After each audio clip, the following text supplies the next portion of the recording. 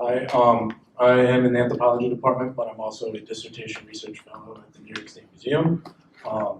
And before I talk about my thesis and my dissertation research project, I'd just like to take a moment to acknowledge that today's location is on the ancestral land of Native American peoples, the Mexican peoples.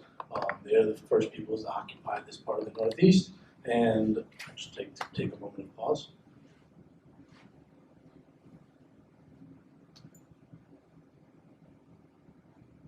So that's important to me because part of what my research is involving is looking at archaeological sites along the Hudson River.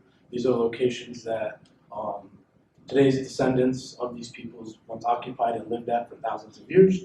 The Hudson River is also sort of a highway in my mind, and it has been used that way for many, many years. It's sort of the beginnings of at least my roots in this country and many people's. So there's a lot of historical significance here, but through these sites, archaeology has this unique way of being this discipline that's very interdisciplinary and has the ability now to answer even more complex questions about the past. So what I'm trying to do at these sites is answer more questions about our connection as a species to the ecosystem that people have occupied for at least the last 12,000 plus years. I'm very interested in this one specific period of time called the Holocene climate anomaly, or the hypsothermal event.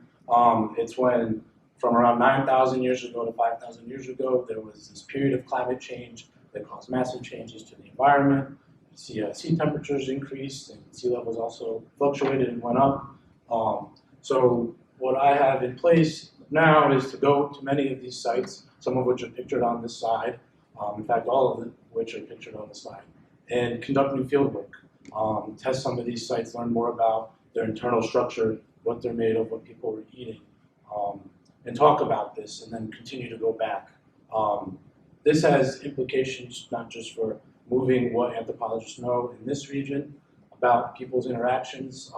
It has implications to just raise public awareness, as well as just prepare for the future conservation needs of these sites. Some of them are susceptible to looting. One of the sites in the top right corner and top left, it's the same site that's been susceptible to looting, and as well as just erosion. The Hudson River is experiencing wave action, as well as rising river levels. So some of these sites do have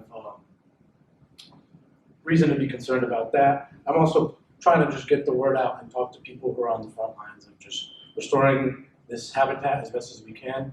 There's concepts of like rewilding, but that is just, we're a part of nature and we've been doing things forever. So if we can learn more from what's going on, that's great. So that's what I'm doing.